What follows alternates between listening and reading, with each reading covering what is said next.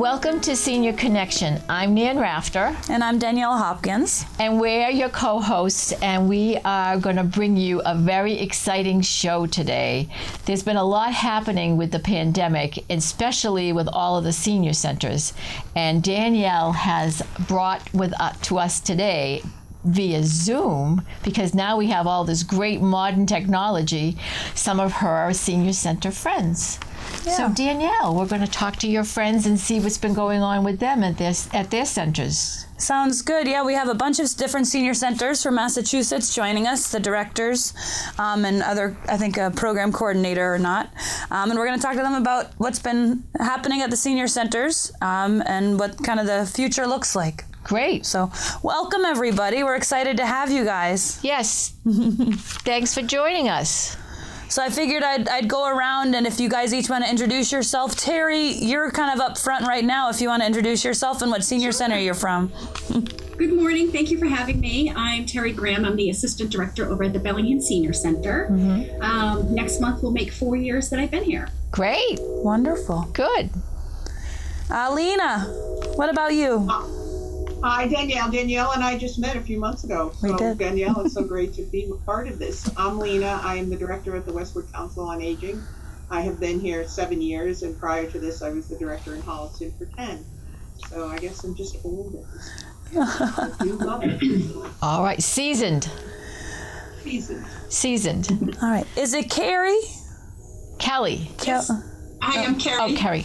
I'm Carrie McCarthy. I'm the director of the Norwood Council on Aging and Senior Center. And this September, I will be here for 10 years. Wonderful. Great. Thanks for being with us. All right. Patrice? I'm Patrice Russo. I'm the Director Outreach Case Manager over at the Douglas South Social Center. And I have been here for 22 years after July 1st this year. Wow. Nice. And that's Douglas? Yes. Okay. Wonderful. And Kelly and Michelle? Hi, my name is Kelly Bowl. I am director of the Northbridge Senior Center, now called Plummer Place, home of the Northbridge Senior Center. I've been here, just marked 10-year anniversary in June. And over to my right, I'm Michelle LaChapelle. I'm the assistant director at Plummer Place, home of the Northbridge Senior Center. Been here for 7 years. Good. Wonderful. And I think that's everyone that we have today. I'm Danielle. I'm the director as of January of the Franklin Senior Center, so I'm 6 months in. So she's a newbie. So, but excited to have you guys today. We're going to stay light and positive. The pandemic has happened. It is what it is. Right. A lot of you guys have been there for many years, so you know what was life before the pandemic. How did the pandemic really change your senior centers? I'm assuming all of you guys had to close down the senior centers.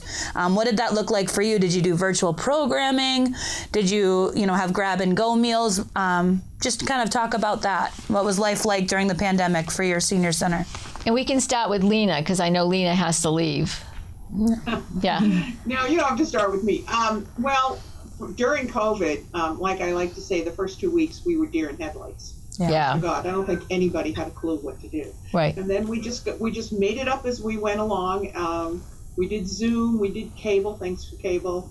We did grab and go meals, we did grocery shopping, we did all of that. Mm-hmm. However, currently, we're trying to sort of wean our way away from Zoom and everything. Our programs are all now in-house again, thank you, God. And quite frankly, we are back at the same level that we were like before COVID. Wow. So we're really excited. And one of the things we did was we had a grand reopening last September. Mm-hmm. And I think that just made everyone feel comfortable again. Mm-hmm. Like, it's okay, you can come in. We don't have a mask mandate. We haven't had one for probably 5 months now. Mm-hmm. I don't know. Who knows what tomorrow will bring. But so far, so good. My staff has been healthy. The seniors have enjoyed it. And for us, the biggest problem, which is why we're opened and we want people, was isolation, because right. That was just a huge problem. Mm-hmm. And having people back here has been wonderful. It's inspiring to us. It gives us energy, and I think it's great for the seniors. And are you having parties? Oh, yes. Yes, lots of A parties. senior center without parties. Yeah, we're having our once a month large luncheon. We did scale back. We used to have 100. Now we're only doing 70. Okay. So that there's more spacing. Yep. But we're still, we've been doing it probably since the beginning of the year. Initially, people were a little nervous, which was fine, and we didn't sell out, but now we're selling out again. We do a congregate meal 3 days a week, and then we do special lunch and learns, and then we have large luncheons once a month sponsored. So yeah, we're doing great. And they're indoors. We are building a patio. One of the things we learned with COVID is we should be outside more. So we're building a patio hopefully in the next couple of weeks. So that way, and we're going to get outdoor furniture, so we'll do some things outside. Great. Not on a day today. Today is very hot and humid, but on beautiful spring and fall days, we should be outside. Absolutely. That's one of the things that we did learn. Right. Cool. Thank you. Anyone else? Kelly? Terry? Kelly? So, thank you, and thank you for having us today. I think this is wonderful. I think we are definitely back in a better position at this point, but it was pretty frightening in the beginning, and I also want to thank MCOA, our, the mothership, as I call it, that has pulled us together during that first few weeks when we weren't sure where we were going or what we should be doing. And so we were closed for the first several months. However, we did start up our transportation program. We wanted to keep that going. And of course, the Meals on Wheels program continued out of our center. We just tried to do different things in terms of outreach. We did care packages, a lot of phone calls. We did offer virtual classes, but as Lena had mentioned, there's nothing like being in person. And so we are definitely now back 100% as well. And we're finding that the amount of people that are coming in is probably doubled. Great. And a lot of new faces, Good. which is wonderful. Good. So it has really turned to something that is great for our community. And I think it was, I think our Northbridge community actually saw what we do and what we offer. And then when we were in such terrible times, we really pulled that community together, and now they see us as we're a good place to be. It's Michelle, if you want to say a few things about where we've been and where we're at. Just what Kelly said, but we actually did put in a patio. Lena, we did put in a beautiful patio because we We're on our way. Yeah, if we can't bring them inside, we can have them outside. And we did outdoor concerts, and we did. It was fantastic, and we had some great sponsors putting that patio in, and it's actually been the nicest, a really, really great benefit. If you Kelly, can say. is your patio, does it have a roof, or is it just outdoors? It's just outdoors. We have, umbrellaed picnic tables and things like that. So. Yeah. So your community rallied around you, but you also rallied around the community, and they got to see how important your senior center was to the community. So that's what COVID did. Yeah, yeah. So that worked toward your benefit, toward your advantage, because now people want to come to this great place. When did you have the name change? It used to be the Northbridge Senior Center, and now it's, what is it again? Place. Homer Place. Plummer Place. Plummer. Place. Yeah. Yeah. So yeah, it's Plummer.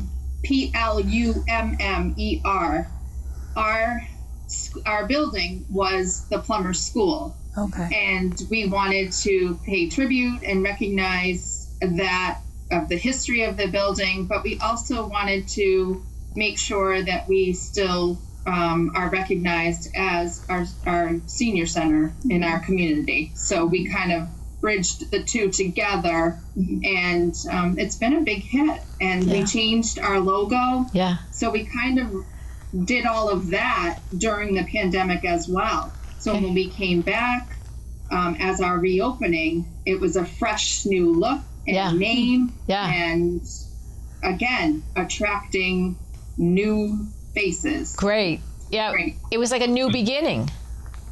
It was kind of a blessing in disguise. Or if we want to look at, all the negatives of the pandemic, we really are pulling out a lot of the positive with where we're at now. Great.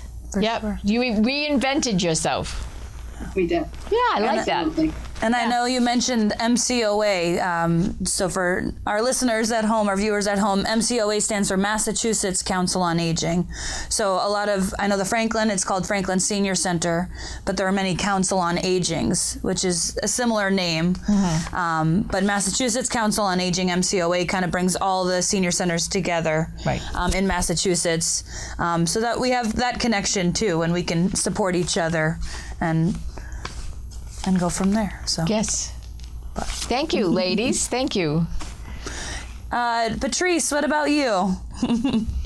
So, just like Kelly said, it was kind of a scramble because we didn't know how long we were going to be shut down for or what was going to take place. Were we following the schools? Were we following other things? We really had no indication on how long we'd be closed. So we closed in March. We didn't open until the following year in June. Wow. So during all of that time, myself and my assistant were making 150 meals a day out of our senior center. We started at the church in the basement there, and then we moved to the high school and we fed the whole town. And then when the July came, we had stopped the program, and then when the fall came, we decided now that people were shut in again, we started the program again. So we made a lot of meals. And had a lot of support from the community. I don't think I've ever seen such an outpouring of businesses and residents that were either dropping off food for us to make holiday meals. They were shopping and bringing stuff in for us. They were also donating a ton of money to our, outreach food program. And it was really a beautiful time in the sense of that. Busy time in the sense of everything else. And then as soon as we stopped the meal program, everybody went right back on to trying to get everybody vaccinated. That was always a fun challenge for all of us senior center directors. I think I was up probably working from 11 at night until 7 in the morning because you could get an appointment at midnight or 1 o'clock. Oh, right. So we switched our schedule and we started working like nights and working from home. So that was also a very big challenge. We also realized that I don't think I realized how many seniors don't have technology. They didn't have Wi-Fi. They didn't have anything. We had gotten iPads that were left over from the school that we were trying to get people to do Zoom on. They didn't have Wi-Fi and they couldn't afford it. Some of our seniors didn't have cable. So even though we were doing Zoom programs and cable programs, we kind of owned that station. We had all of our teachers on discs, thankfully, in our cable department, made a bunch of discs so that seniors could watch them on DVD. Wow. So, when we reopened in June, we had redone the whole place. We were waiting to have new floors put in, so it was a great time to have the flooring done, all the painting done. So we gave everything a fresh new look for our opening. And it was really nice to see the seniors came back, no problem. But they were very frail. Oh. I don't think you realize when you see a 90-year-old coming in here and exercising that when they didn't have that for like the 16 months, even though they were doing things from home, it wasn't the same. Right. So it was nice to see everybody build back up to come to the classes and really feel good. After a couple of months, they felt like they were back to where they had been. We also had a lot of seniors that just retired or never went back to work or were working from home. So we're very busy now because the younger people are starting to come in for all the Zumba and the mat yoga. So we've had to kind of change some of our programs to meet the needs of the younger new retirees. So it's been a challenge in a lot of ways, but in looking back on it, it was really one of those amazing points in my career because I felt like the community was amazing and I felt like we were able to do so much outreach. And even if it was just calling 20 seniors a day, we had a whole list of people we would keep checking in on, and they'd call just to tell us they loved us. And the fact that I don't think anybody realized what a senior center can do. And we were on the chopping block on our budget, Prop 2.5 a couple of years ago. and they really thought they were going to be closing the center. And after the pandemic, they realized we're such a human services organization, and we were so capable of doing so much. And I only had one employee, so we had the library. They helped us out. Some of the people at the town hall, the employees helped us out. The cafeteria ladies, the bus drivers. It was really a nice show of community. Do you have a senior center building? I know a lot of senior centers have, a room in the town hall or a museum or something like that. I think, as we progress through the years, senior centers have been, shown how important they are, and they're getting buildings. How is that for you? Yeah. So we are underneath the post office. It's a large space. We're running out of space always. Yeah. So we're constantly moving things from room to room. We only have one big main room and then a couple of smaller conference-y kind of rooms. We make do with the space that we have. And I hope someday before I retire in the next 8 years that we will have a senior center. I would love that to happen in town. But for now, we're just happy that we have a space, and we're happy that we're open, and we were happy that we were able to really help so many people in the community. It was a wonderful feeling. So that's the positive that came out of COVID. Absolutely. Are you back to normal at your senior center? Normal in the sense of, parties and kind of programming? Are you capping different things? Yeah, we extended our hours. So we were open Monday through Thursday, 9 to 2. And we had a couple of little groups that might meet on a Friday. So we extended our hours to 9 to 3, and then we're open every Friday now. We do all of our regular programs. We have a bingo lunch once a week with the bingo crowd. We have a couple of events every week where we're serving lunches. We've had our entertainment and our parties, and we're all back to that kind of normalcy. Mm-hmm. Wonderful. Are you able to do anything outside? We do not have an outside space. You don't? No. So we are currently working to try to figure out where in town we could build a nice covered space with some picnic tables and things so that we could do outside programs if the need be, with yoga or Zumba, or just a gathering place for people to meet. So that's in the works, to maybe put in for a grant to get an outside space that wouldn't be here at the senior center, but would be somewhere in town for the seniors to use. Mm-hmm. The senior center directors have been very creative in the past, but you really had to get creative during pandemic, and you stepped up to the plate. You have. I'm curious, what is the population where you are in Douglas? Seniors or the population of the whole town? Both. So there's 9,000 residents in town, and 2,800 of them make up our senior population. Wow. Okay, that's a good That's a good amount. Yeah. Thank you. Thank you, Patrice. Thank you. Carrie. Say Terry or Carrie? That's Carrie. Either one, it does not matter. I did. We haven't heard from Carrie. Okay, all right. So Bellingham has had a very similar experience. We were closed. We had a skeleton crew that was here, made lots of phone calls, sent lots of cards, lots of outreach. We teamed up with the Hockomock YMCA as far as doing fighting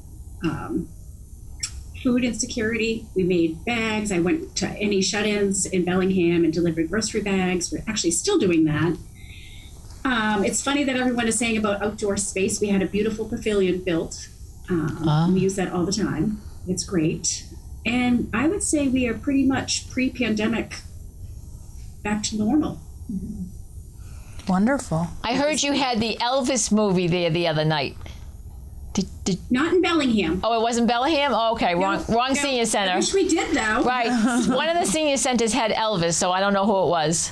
Oh, well, we had an Elvis impersonator a couple weeks ago. Oh. We had the field deal. That's awesome. There you go. It was a blast. We had about 70-something people here, and good. Dancing and singing and having a great time. It was wonderful. Great. Terry, does your pavilion have a covering? It does. Oh, nice. It does. Yep. And we fit about, I think there's 9 tables out there. Great. So.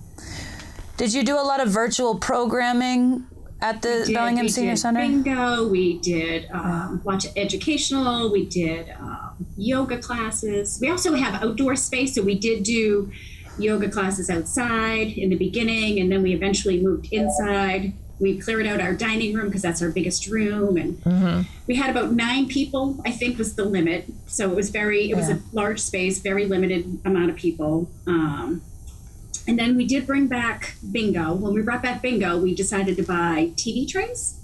Oh, yeah. So we would set those up. Little I think TV we had trays. like 30 Yeah. max. Yeah. I think there were 28. We had 28 max, and you had to call and reserve your spot because it was so limited. Wow. Yeah. Pretty cool. It was fun. It's a challenge. Yeah. Are you still? It was. Yeah. Are you still doing virtual programming, or is everything in house now? So we do one virtual every week. Josie Dutil, the director, runs a spiritual book club, and she gets people from all over. Even her sister-in-law, who is in Canada, attends every week. So that will continue. It does. Yeah. It will. Yeah. Oh, that's nice that some of the Zoom programs are continuing. That's really the only one that we have currently. Yeah, I know I reached out to Josie come February when they said, we want our parties to start. And I called up Josie and I said, are we okay to do this? Like, what happens? The COVID still is around. And they said, you just got to keep moving on, cap it a little bit. And I think we just put 5 chairs to a table instead of a typical 7 or 8 that they used to do. Yeah. And have been building it up from then. But I think I was very nervous that first party, that's for sure. But it's nice to be kind of back to normal, as they say. Yeah. Right? Yep. Thanks, Terry. Carrie. Hi there. Just pretty much like everyone else, we, did what we needed to do to help the community.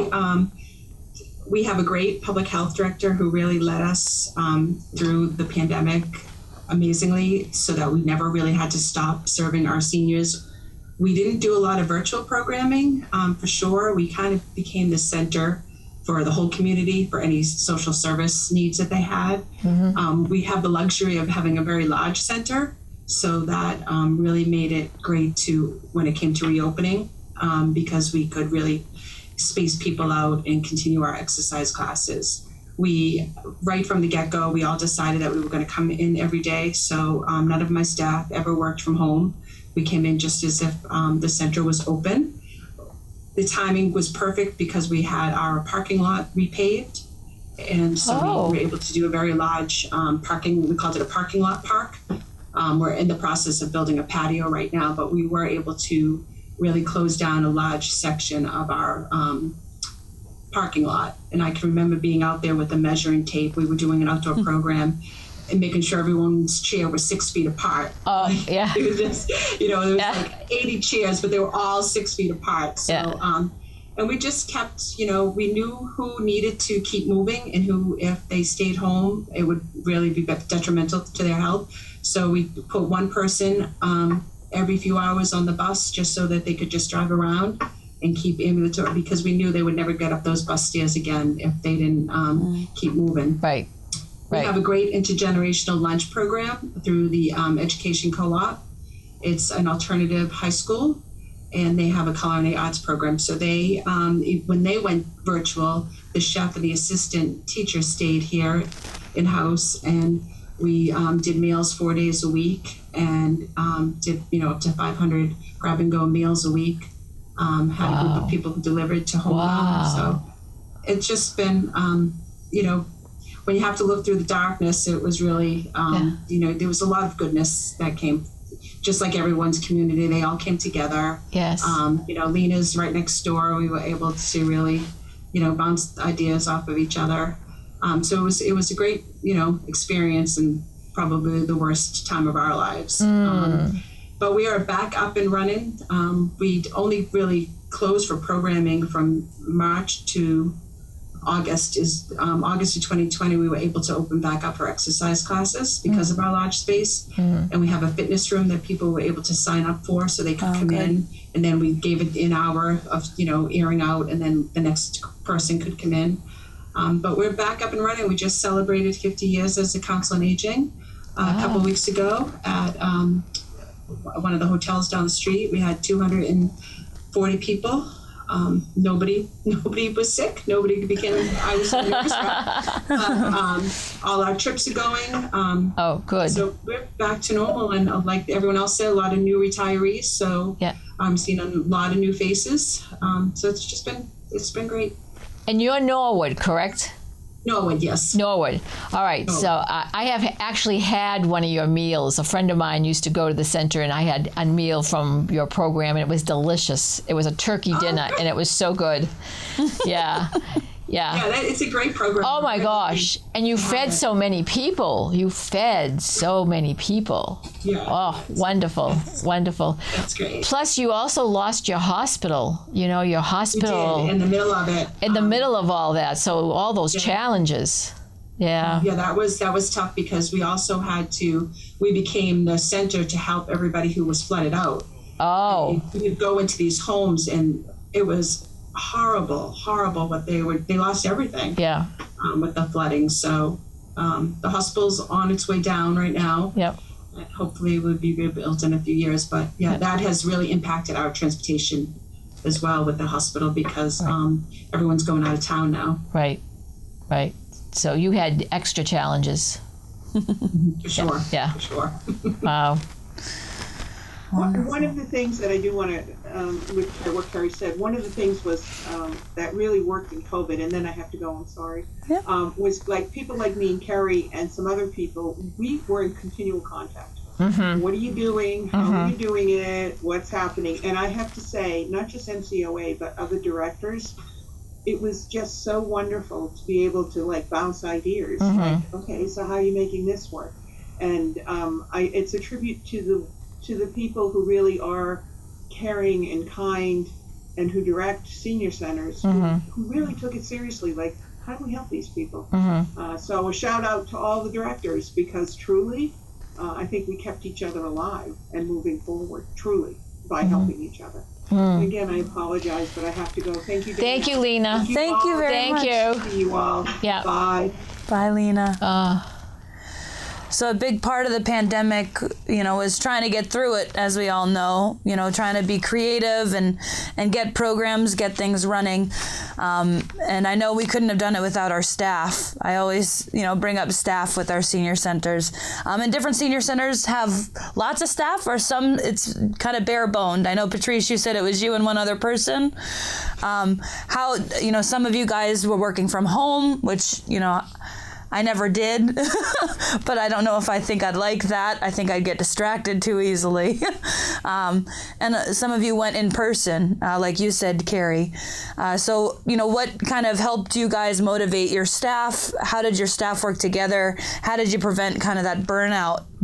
If you guys are trying to, there's a lot of creativity going around, but there was a lot of isolation. There was a lot of fear. How did you guys be the leaders in that aspect? I think here in Norwood, we really we always regrouped. We always talked to each other, how are things going at home, because then you're home and you don't know if someone from your household is going to get you sick and then you're going into work. And, we did all the guidelines that we needed to do, the masks and the distancing, Sure. We would stay 6 feet away from each other if we were talking to each other. But I would say the outreach, definitely, my outreach coordinator, definitely, you could see the burnout in her for sure, because on top of, their everyday job of dealing with homelessness, evictions, and food insecurities, you now have people who are really just going stir crazy. And it was really up to us to help them. So the outreach coordinators, I really do a big shout out to them because I think they really, really earned their money in the pandemic for sure. Right.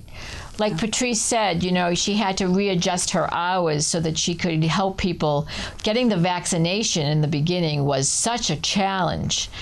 Trying to, the seniors didn't know how to go on. They didn't, and they would call the center and they'd be crying because they'd get so far and then they'd get kicked off.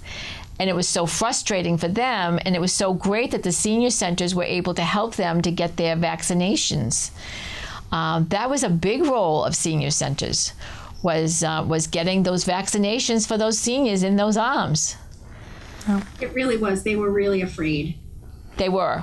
Yeah. A lot of they were really afraid because, you know, they needed technology in order to register Right. for, Right. you know, vaccination. So we actually had a vaccination clinic here at the Bellingham Senior Center. And I think we had 110 people that came. Yeah. Yeah. Franklin did too. Franklin had a clinic also.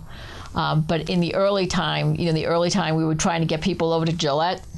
And then Yes, I was, yes. you know, and Danielle and I were talking. I mean, people were driving to Northampton or up, you know, to North Adams to get, because their daughter got them a shot up in North Adams. So they were able to get their vaccination up in North Adams.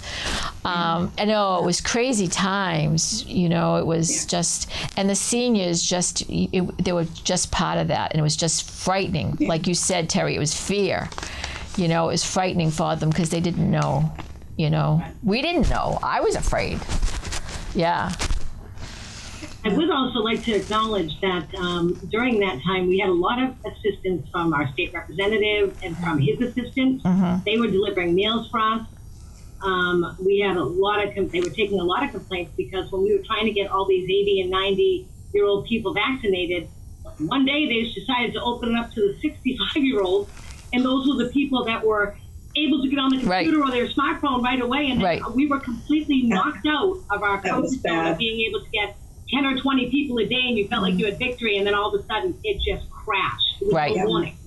So they did take a lot of that to heart, and I know that the representatives were certainly very instrumental in trying to say to the government, could you start at least letting senior center directors know you're telling everybody to reach out to their senior center, but you're not giving us any of the tools. Right. That's a good point, Patrice. Yes. The representatives did go to, you know, they did help a lot to get things changed. And it was... I know Terry said Bellingham had their own COVID clinic, vaccine clinic. Were you guys able to have one at your centers? We didn't have a clinic here, but there was a regional clinic that was based in our area, the next town over. And we were actually given a block of appointments to set up for our individuals who were unable to do that. So it would be a phone call from my Board of Health director saying, okay, at this hour, you're gonna have 50 slots. So between Michelle, my outreach worker, we would just get on our individual computers and just go right through all those appointments and get people really booked, transport them over with our bus. It was our focus was, like Patrice said, just getting those appointments no matter what. Yeah. Right. Wow. And that's what Norwood did as well. The health department gave us blocks of appointments, and we were able to just put those in, bring them over by bus. And we ended up having the second shot clinics here and the booster clinics here, as well as because the hospital was shut down, Steward also gave us a lot of spots. So we were able to send, 50 to 75 people a day over there. So at the end of it, we counted and we actually registered 1,200 people twice, because you had to do that second. That was the worst, getting their Medicare information. Yeah. You're like, they're so excited that you made that phone call to say, I got a spot for you. Yeah. And then then they don't want to hang up. They want to get their Medicare card. So, but I think, I'm sure you guys can all agree that was like the best day ever when you could call someone and give them their vaccine. Yeah. It really felt like you were giving them the lottery. Right. It was like the lottery. It was true. When they came into our vaccine clinic, they all sought me out. Not all of them, but a majority of them did. They sought me out and they were like, thank you. And they were crying. Yes. They came in with big smiles and they were so happy to be there. And then we were having reunions. People hadn't seen each other. And we actually at Franklin had two sisters who had been isolated from each other, and they had their appointments near the same time, and they were able to connect. It was just so cute to see that reunion. Yeah, it was great. It was great. Do any of your friends group, your fundraisers group, did they have any challenges? You know, I know in Franklin we get some of our money from the 50-50 raffles at parties. And of course, we didn't have parties for a long, long time. Did any of your friends group run into any money problems or that you know of? No. We actually did have, we had parties. You did? We had yes, we had a grab and go Christmas party. We had a grab and go Valentine's and grab and go St. Patrick's Day. Oh. That our friends group did fund. Oh, good. Oh, Yeah. good. Yeah, it was all outside and That's wonderful. yeah. Yeah. Yeah. Yeah, I know financially, senior centers, it's, you know, the donations and all that stuff, the exercise classes, you know, it was just, as everything, especially with inflation now, trying to keep it at bay with the budget and everything else. So, yeah. Well, this has been very helpful. Do you have any parting words for us before we say goodbye to our rectangle people? Yeah. Nan keeps calling them the rectangle people. I think that the pandemic was an opportunity for senior centers to really reset themselves because we noticed a lot of problems in our community that we would not have known about. One of them being the technology. That was huge. And we're just going to be starting very soon partnering with the Chamber of Commerce in Northbridge, a technology program because we just saw where that is so lacking. And we just want to get it out to our community and get them the knowledge, you know, so that, God forbid, something like this happens again. We want them to know what they're doing, whether it be on their phone, on the computer, to do Zoom calls, even if they just know social media, you know, things like that. So we've really learned quite a bit from it. So, you know, don't want to say that's a blessing because it was not a blessing, but we are learning from it. Good. And trying to rectify what, you know, where the lack Hopefully was. do a better job. Yeah. That's right. That's right. You learn from it. Yeah. Right. Right. Yeah. Do you think that senior centers, or your senior center in particular, has changed at all since the pre-pandemic to now? You know, have you some positives, some negatives? Are people still scared to come to the senior center, you think? No. No. They're Nobody. here in droves. Yeah. We are packed. To turn some people away sometimes. Wow. Wait lists right now for events. Wow. Wow. That's a We good just want to thing. be out. We want Yeah. to be here. Yeah. Great. So Do you- that's something. Yeah. Yeah. Do you require masks at all? I guess that's a big question. I think a lot of senior centers aren't. I know our senior center, I usually get why are you wearing a mask? Because I'm trying to protect myself. I was exposed, you know.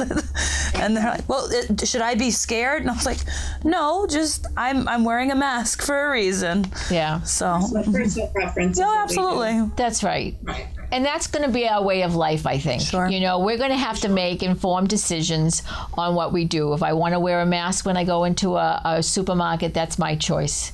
You know, so, and I think people are getting more comfortable with that. You know, it doesn't seem to be like people criticizing. It's more, this is what this person wants to do. And allowing the person to do what they feel comfortable with so that they can come to your wonderful senior centers and be part of.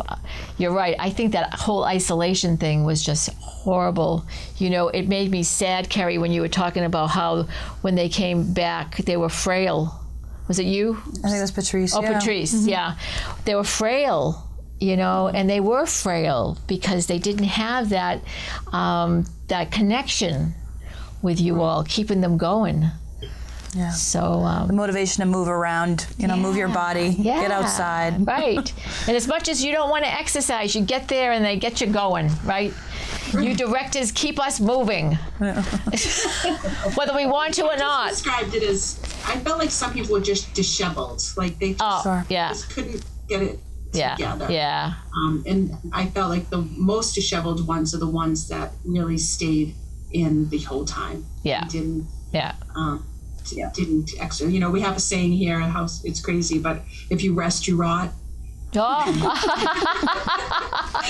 You know, and it sounds horrible because obviously people should rest, but you do see some quick decline when you don't Yeah. keep active. Yeah. Sure. Wow. If you rest, you rot. Wow. Well, this has been fun. This was our first Zoom. Thank you for being with us and allowing us to get this together. It took a little while here to get you all connected and things, but this is wonderful. And this is something that, COVID did bring to us, these Zoom calls. And now we can talk to people all over the world and connect our people to all kinds of new things that they wouldn't have had just with the two of us. So I thank you for being part of this. Yeah. Yeah. And thank you, excited. Danielle, for doing this. Danielle's friends came today. Man. Thank you all. Thank you. And this has been Senior Connection, and we have connected with so many new people because of all this new technology, and this is what it has done for us. It has opened up our world to new adventures and new things that we never even thought were possible.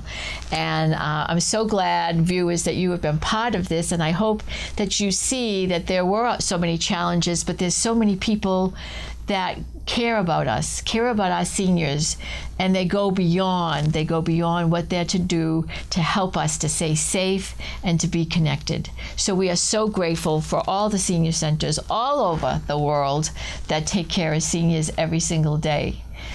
So this has been Senior Connection, and I'm Nan Rafter. And I'm Danielle Hopkins. And until we connect again, enjoy each day.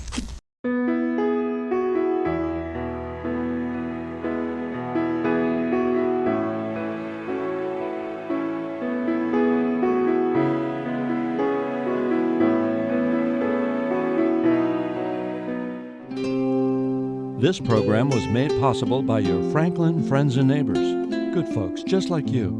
Thanks for supporting Franklin TV. And thanks for watching.